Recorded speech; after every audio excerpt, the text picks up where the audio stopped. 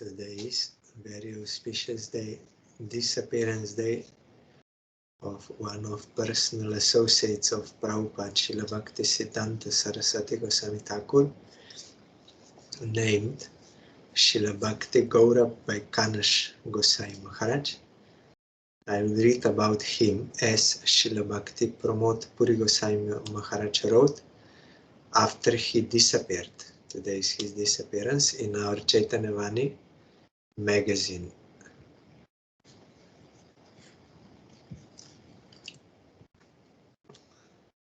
Srimad Bhakti Gaurav Vaikhanas Maharaj was one of the dearmost disciples of the founder of Worldwide Association of Sri Chaitanya Math and Sri Gauriya Maths, Nitrila Pravishta Om Vishnupad Ashtottara Shata Shri Srimad Bhakti Siddhanta Saraswati Goswami Thakur Prabhupada. He performed his Nitya Lila pastime on 8th Magh, 22nd January 1966. This is entering into Nitya Lila.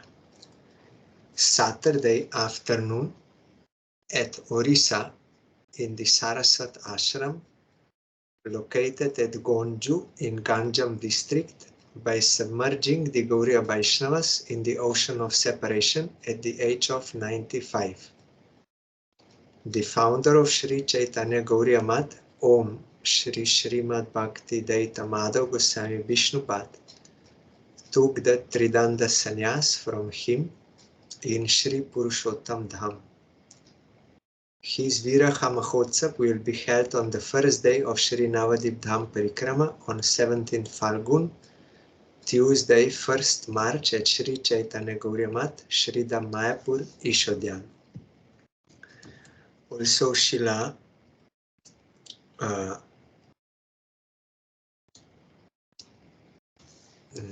Bhakti Pramod Puri Goswami Maharaj, he also took sannyas from him. Then on 17th Falgun, that is 1st March 1966, at midday, on the first day of Sri Navadip Dham Parikrama, at Sri Dham Mayapur, Ishodyan, Sri Chaitanya Gauriya Math, the Viraha Mahotsav, that is festival in separation, of Srimad Bhakti Gaurav Vaikhanas Goswami Maharaj, one amongst the senior sannyas disciples of Paramaradhya Srila Prabhupada, was culminated in a great ceremony under the guidance of Param Pujyapat Tridandi Goswami Srimad Bhakti Daita Madhav Goswami Maharaj. Srila Maharaja's glories, that is Vaikhanas Goswami Maharaj's glories, the most purifying, were sung on that in that Viraha Mahotsav. We have heard that Pujyapat Maharaj, that is Vaikhanas Goswami Maharaj, while living in the household life, became disenchanted with the worldly matters and started searching for a Sadguru. You will find in biography of Maharaj in Srila Bharati Maharaj's book, or also in Bodhayan Maharaj's book, he was very learned before, and he was the head scholar of that king in that area in Orissa. He was very learned and was also well established in Sanskrit and also mantra, tantra, this knowledge he had, and so many miraculous things happened. Even before meeting Prabhupada, he exposed cheaters. Also, he rescued one ghost who was Brahmin before, but he did some mistake. So he wanted to eat Maharaj, but Maharaj was fearless, and he said, "What you will gain by eating me? You should be rescued." And that ghost said, "I cannot be rescued. Only if I get the result of Ekadashi of someone who follows properly on Dashami day, one time eating, On Ekadashi day, no eating, no drinking, no sleeping, and on Dwadashi, again, one time eating. Then Maharaj told, I am doing every Ekadashi like this. I am giving the result of one of my Ekadashis to you, and he sprinkled water, and that ghost was rescued. And also, there are many other, you can read there if someone is interested. Then, one time also, his tantric guru and Maharaj, that time boy, they went to crematorium ground on Amavasya day. That was yesterday here. New moon means it is very dark. And they were sitting on dead body at midnight. And they were doing that sadhana, chanting certain mantras and doing those tantric things. Then suddenly that dead body started to move. Then his guru was afraid and he ran away. But Maharaj was continuing that sadhana. Then finally that dead body spoke. What do you want? Then Maharaj said, I want Paravidya or Brahmavidya, that is transcendental knowledge. In Upanishad you will find Aparavidya, that is material. Para means transcendental, spiritual, or Brahma, Gyan.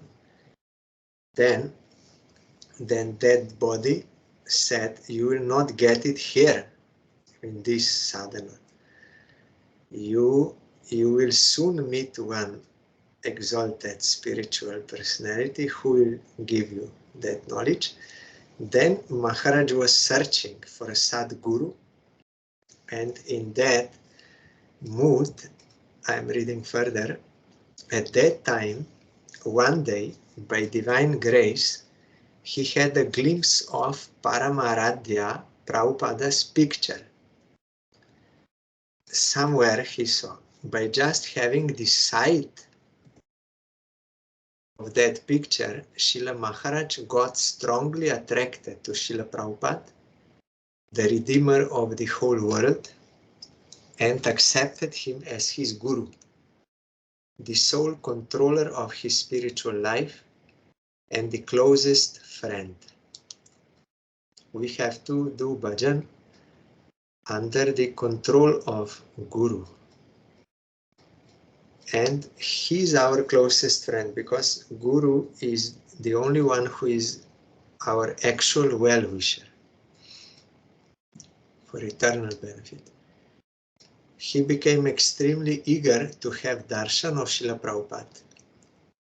By causeless mercy of Srila Prabhupada, very soon, showing the ideal of cutting the knots of the worldly attachments, in the year 1933, he came to Sridham Mayapur and took absolute shelter at the lotus feet of Srila Prabhupada.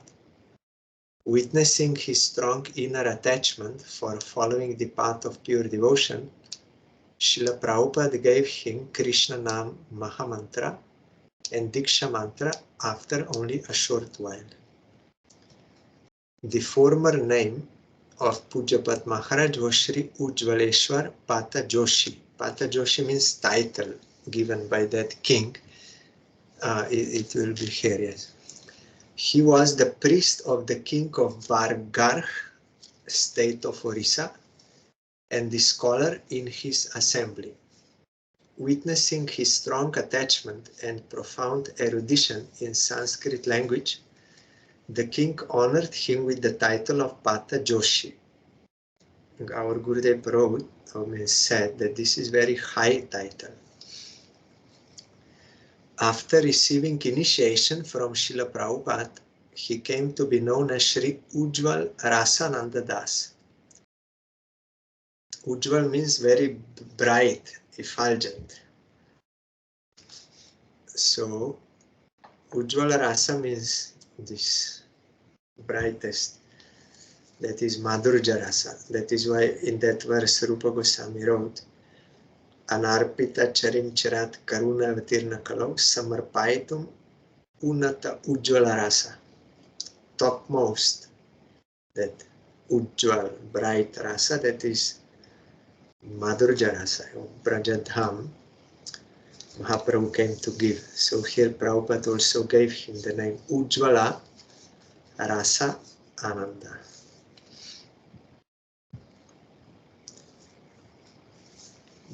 Noting his disciples' ever increasing intense inclination for performing bhajan sadhan, Srila Prabhupada gave him Tridanda Sannyas on the auspicious full moon day, Gaur Abhirbhav Purnima, Friday, 1st March 1934, means after 1 year.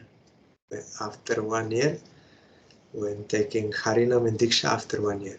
At Jogapit, Srida Mayapur, the appearance place of Sriman Mahaprabhu.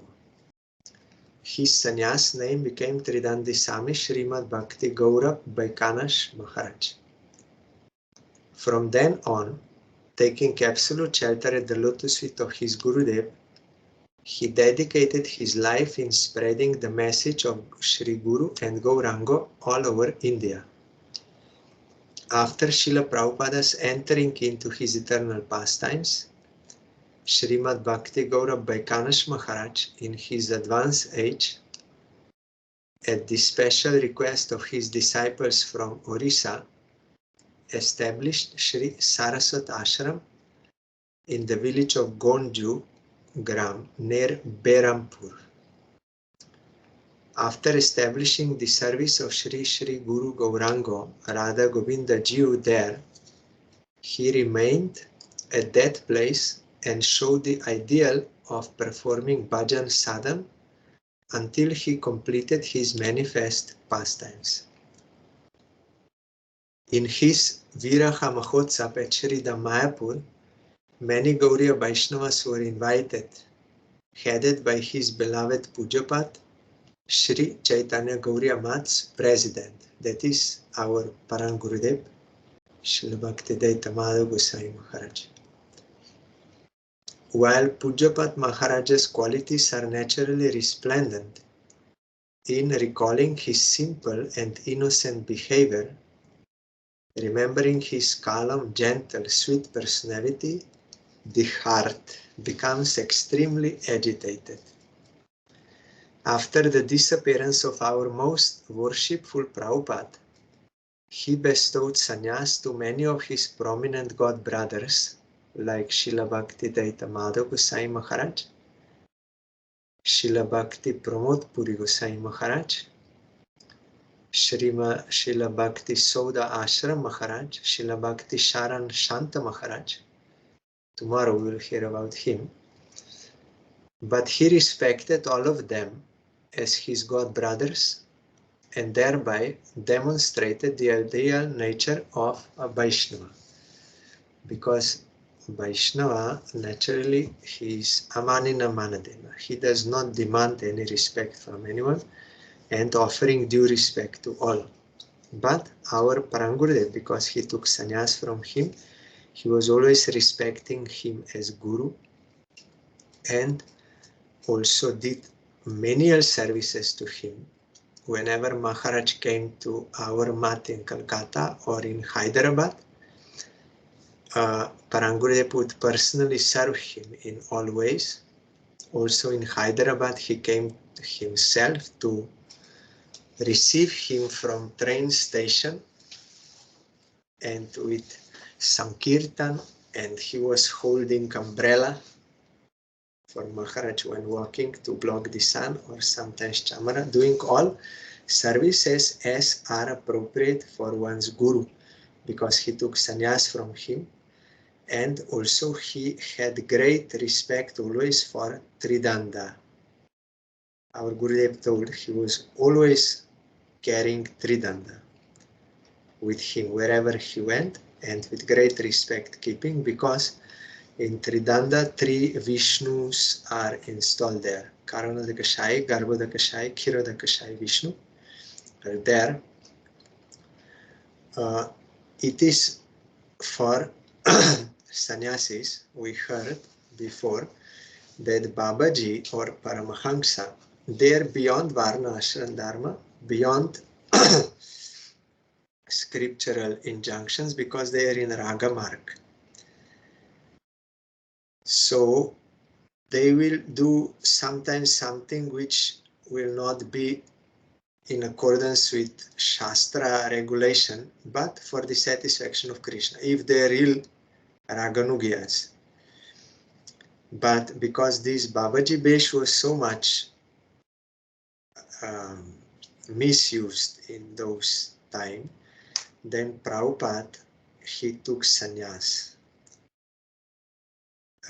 It is within Varnashram Dharma, and in order to show the transcendental character of Babaji, real Babaji, and that this practice of doing immoral activities in the name of Raganuga, in the name of Paramahamsa, should stop. That is why Prabhupada took sannyas, and he was following all scriptural injunctions in Vaidhi Bhakti, maintaining moral character and everything. And this Tridanda, it is in Shastra, though it was not used before in Gauriya Vaishnavism, but it is there in Shastra. Mahaprabhu also, when he took sannyas from Mayavadi, Keshav Bharati, though Keshav Bharati is also devotee, but outwardly like Mayavadi, so Mahaprabhu also took sannyas outwardly as Mayavadi, because that was more respected at that time, and that was good for his rescuing the fallen souls. But internally, after taking sannyas, he was uttering that verse from Bhagavatam, which was uttered by that Tridandi sannyasi in 11th canto, with that mood that I will cross over this ocean of material existence by completely engaging myself in the service of Krishna, Mukunda. So Mahaprabhu also showed that for Gauriya Vaishnavas, the sannyas is appropriate. So Tridanda means, danda means stick, or it means punishment. So one who will take Tridanda sannyas, he vows that he will punish his body, mind, and speech. Means he will control, he will discipline, not engage in worldly sense enjoyment, but he will engage body, mind, and speech for the service of Krishna. That is why Tridanda. So sannyasi should keep this Tridanda with him, carrying everywhere, at least for 12 years. After 12 years, if he is more qualified, then there is no need to formally carry that danda, though he will practice this engaging in the service, but no need to formally carry. But our Parangurudev would formally carry all the time, because not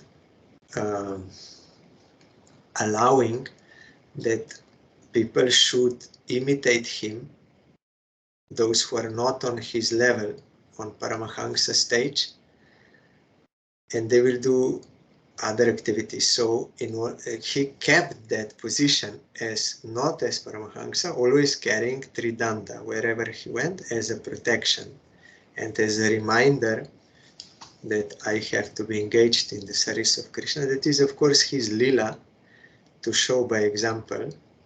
Our Gurudev also carried Tridanda whole life, even in Western preaching everywhere, to show by example.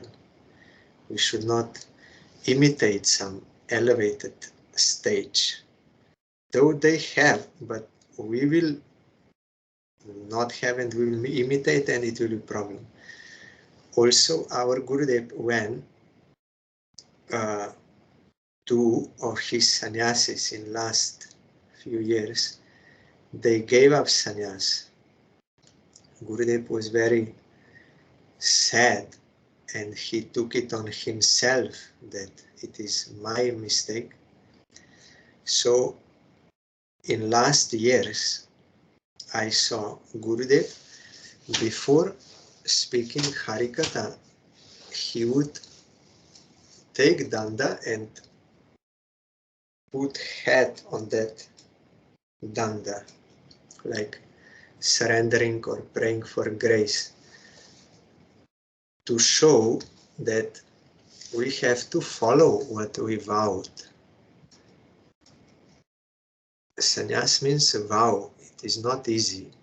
You have to follow those rules and regulations of sannyas and engaging in the service of Krishna. So Gurudev, in order to teach by example, he was showing that great respect and surrender to danda. I saw it. So our Parangurudev always carried, our Gurudev also. Sannyas is not a joke or for some other purposes. During the manifestation of Srila Prabhupada, and even after that, he awarded increasing bliss to Sri Guru and Vaishnavas by delivering discourses on pure devotional doctrines in Sanskrit language at many large assemblies. I heard from Gurudev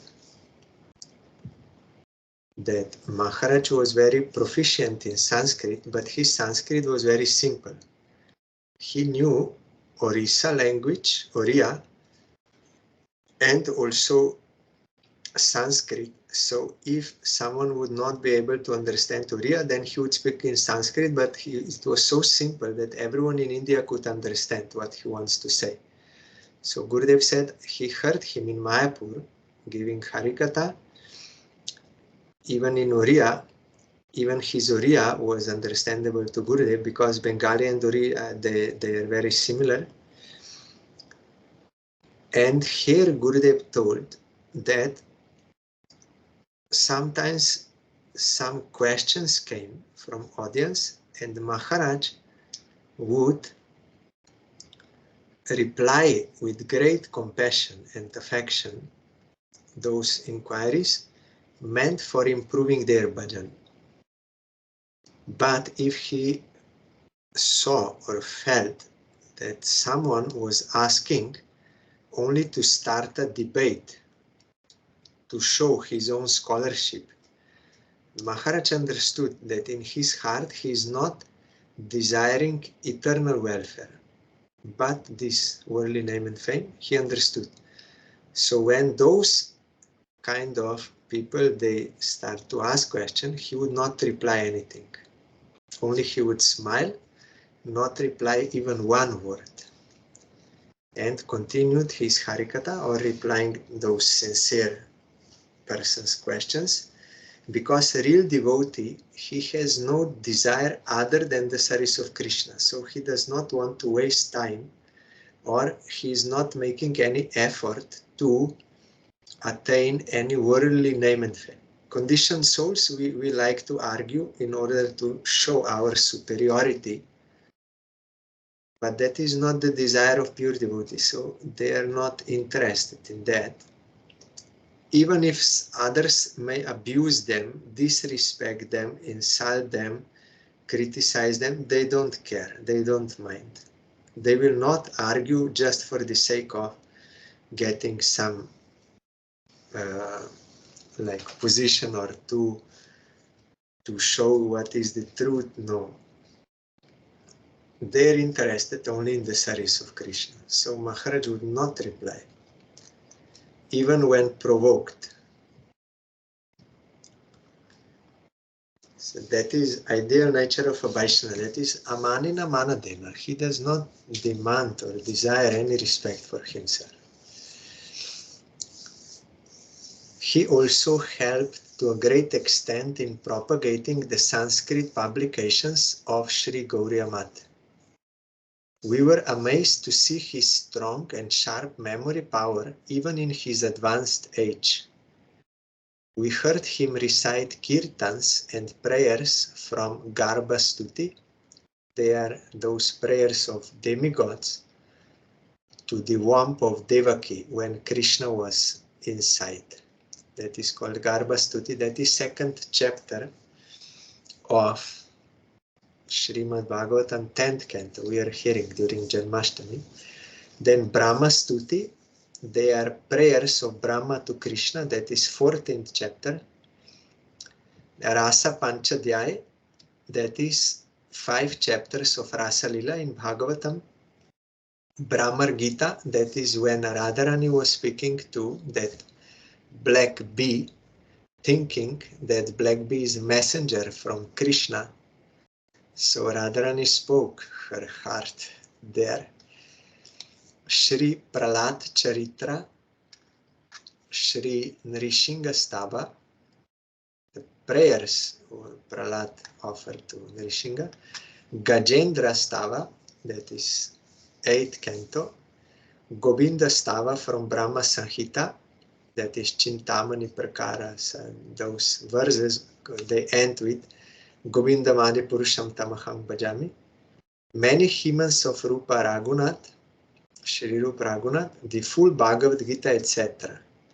And reciting many Veda mantras regularly. So all this he knew by heart, memorizing and reciting. So very sharp memory.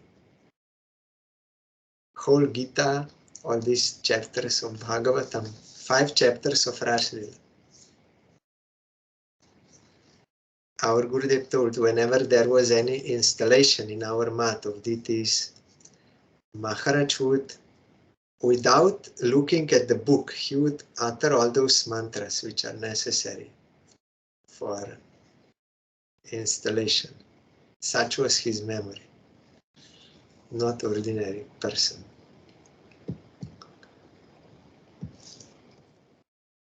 Though Srila Maharaj entered in his eternal pastime at a very advanced age, today we feel extreme separation pangs on losing a highly learned and senior Vaishnava like him. May he be pleased and shower his affection and mercy upon us. He was 95.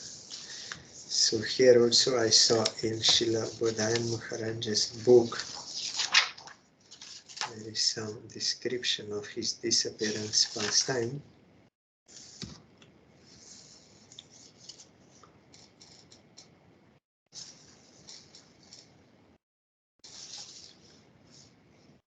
Bhakti Gaurav Vaikhanas. I saw his photo in our mate at Calcutta in Bhajan Kutir of Parangurudev.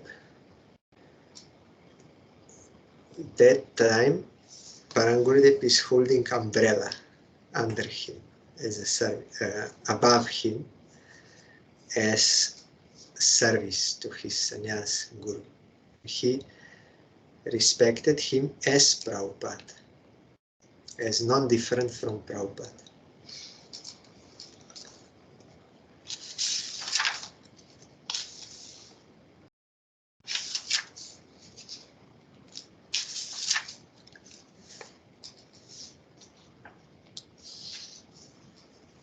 Yes.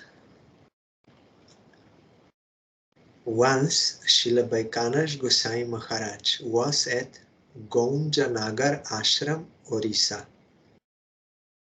He was not physically well and expressed the desire to go to Vrindavan. At that time, one of his god brothers, Ananda Lila Maya Vigraha Prabhu, took Srila Vaikhanas Goswami Maharaj out of his ashram to a canal in that village and told him, "This is the Jamuna river." He showed a nearby forest in the village and said, "This is Vrindavan." In that way, he showed Srila Vaikhanas Goswami Maharaj Vrindavan Dham, because realized devotees, they can see like this. By the power of their transcendental vision, they will be reminded of Vrindavan by seeing any forest, by seeing any hill, they will think it is Govardhan. By seeing any water, they will think it is Jamuna, and they are really then living in that reality. Mahaprabhu also showed like that. So here also it happened in Orissa. One god brother showed to another. In that way, he showed Srila Vaikhanas Gosai Maharaj Vrindavan Dham. Srila Vaikhanas Gosai Maharaj said, now I can leave my body blissfully. 2 days after this incident, on 22nd January 1966, at midday, Srila Vaikhanas Gosai Maharaj left this world at the age of 95 and entered into the eternal pastimes of Sri Sri Radha Govinda. He was placed into Samadhi in the ashram campus. Our Gurudev told that he came to his mat in Berhampur together with Parang Gurudev before. But after the disappearance of Vaikhanas Gosai Maharaj, then later, I think it was, that recording was around 2002 or 99, maybe 2002, where Gurudev explained that 2 years back he had the opportunity to visit his mat and he got the service of giving monetary seva for renovating his Samadhi Mandir and that dome, and Gurudev felt it is by Srila Vaikhanas Gosai Maharaj's grace that he got this seva, and it is not easy to get a seva of Vaishnava. And here Bodhayan Maharaj is further saying, Srila Bhakti Gaurav Vaikhanas Gosai Maharaj is an exemplary Vaishnava personality who shows us how to surrender from a royal priestly position to a mendicant beggar taking up the vow of sannyas. Srila Vaikhanas Gosai Maharaj's personality teaches us how to be free from all material designations and gradually become established in our eternal service until we are delivered from this miserable world and attain the ultimate goal of divine love for Sri Sri Radha Govinda.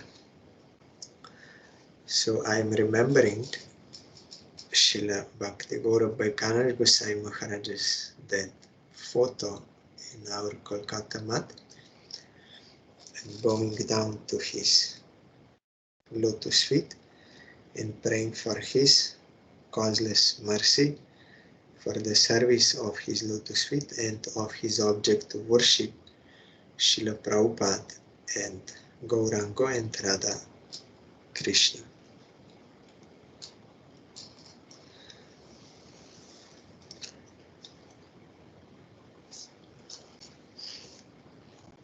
If you want to know more details, you can find in Srila Bharati Maharaj's book and also in Srila Bodhayan Maharaj's book.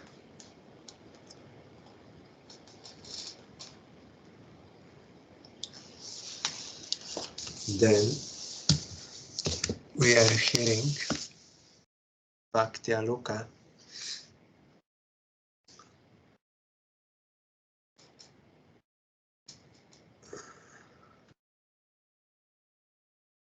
They are not ordinary persons, these Prabhupada's disciples. They are also personal associates of Gauranga Mahaprabhu sent to him by Mahaprabhu to spread this divine message of universal love throughout the world.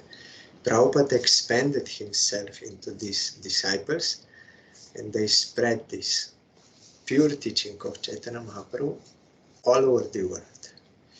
Sai Maharaj went to Western countries, but others, they were preaching in all places in India, rescuing so many souls and establishing so many mats in India. And then first Sai Maharaj went outside, also Bon Maharaj and some others. Then now when our Gurudev, Srila Narayan Gosai Maharaj, Bhakti Puri Gosai Maharaj, they were the second wave. They came, and now also it is continuing. That is all by the grace of Prabhupada. and his disciples. Of course, it is the grace of Chaitanya Mahaprabhu, because he ordered Prabhupada to do this, so it is going on.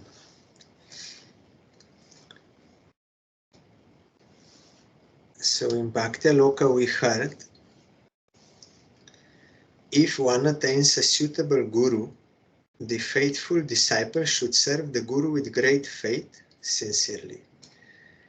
On pleasing the guru, he should receive Diksha of Krishna mantra. Diksha means bestowal of divine knowledge, which will remove all sinful propensities and reactions also. By that divine knowledge means this Sambandha Gyan, I belong to Krishna, and how to serve him, and what is to be attained. Sambandha Abhideya Prayojana, Guru will bestow, and when disciple will then engage in the service of Krishna, then he will be delivered from all sinful propensities and all reactions. Those who oppose Diksha display false kirtan and call themselves Vaishnava, simply cheat themselves, and they cheat others also. Diksha is a process given by Bhagavan himself, and as I told the day before yesterday, I think, it is Krishna's duty to maintain bona fide Guru Parampara in this world, and also that bona fide Diksha can be bestowed upon those jivas who have sukriti and faith that is system by Krishna, and he is maintaining. Sometimes there may be more such gurus in this world, sometimes less, but always someone will be there, because those jivas who will gather enough sukriti and will awaken faith, they have to be guided and they have to get diksha. So Krishna is original guru, and he is telling in Shastra that 4 Vaishnava Sampradayas will be in Kali Yuga. He did not say only up to 2000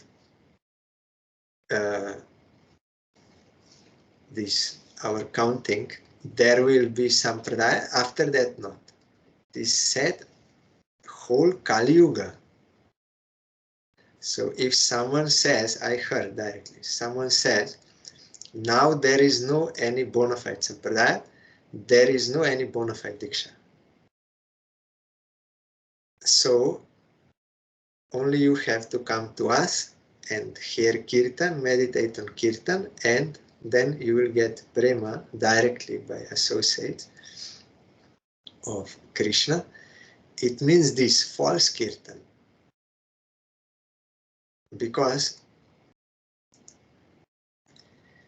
if you say there are no bona fide Sampradayas and no bona fide Diksha, then you are against Krishna in the name of devotion to him. So we should be careful. Call themselves Vaishnava, simply cheat themselves and others. Materialists should not reject Diksha, giving the reason that some great devotees like Gaurav Bharat did not take Diksha. Diksha is an obligatory rule in every jiva's birth. If one does not see Diksha in the life of some Siddha devotee, perfected devotee, one should not use him as an example for not taking Diksha, because he is already perfected, like Gaurav Bharat. Already was pure devotee from past life. As a there, he was in that ashram taking prasad and everything. When he was born as Gaurav Bharat, already pure devotee. So for him there is no need, but that does not mean that for us, conditioned souls, there is no need. There is a difference between Siddha and Sadhaka. In some special circumstance, if this takes place for some time, it does not destroy the normal rule of taking Diksha. So some Siddha devotee may appear and he will not take Diksha. That will not destroy the normal rule of taking Diksha. And if this rule is there in Shastra to take Diksha, then someone has to be here to bestow that Diksha. Krishna will send. Krishna is the maintainer of this system.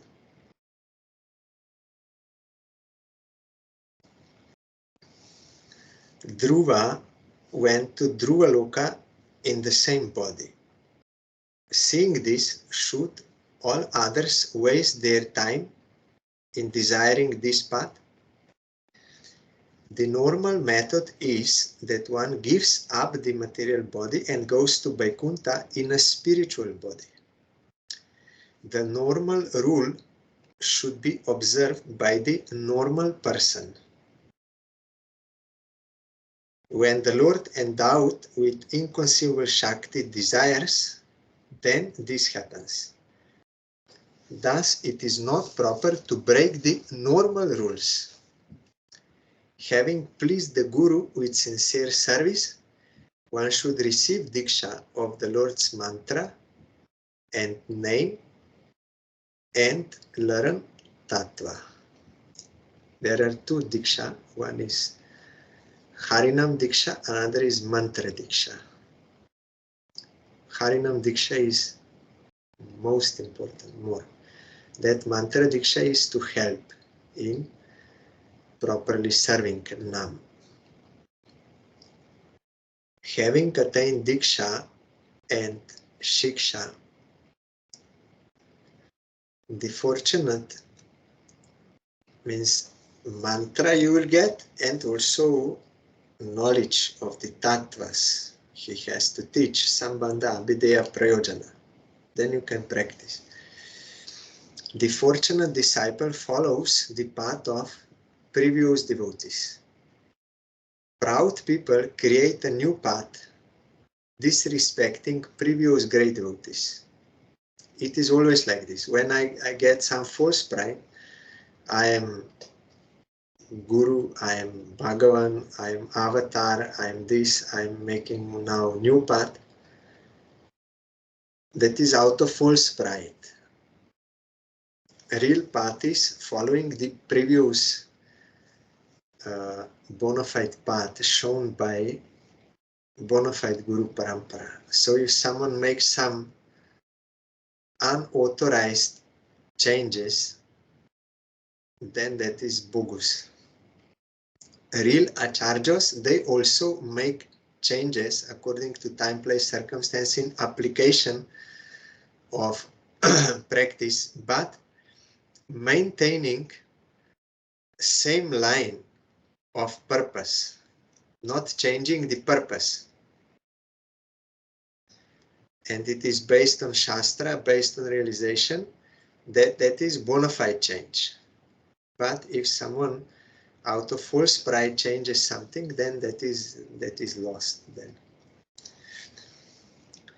As a result, they quickly stray onto a disastrous path and destroy themselves.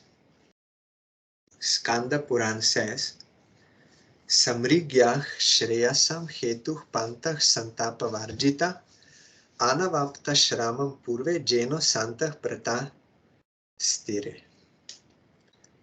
One should follow the scriptural rules which give the highest benefit and are devoid of hardship, by which the previous devotees easily progressed. Those who desire auspiciousness should search out this path. Reviewing the path of the previous devotees, firmness, strength, and satisfaction arises. When we deliberate upon the path of bhajan of Rup Sanatan Das Goswami and Haridas Thakur, we cannot express the bliss that appears in our minds.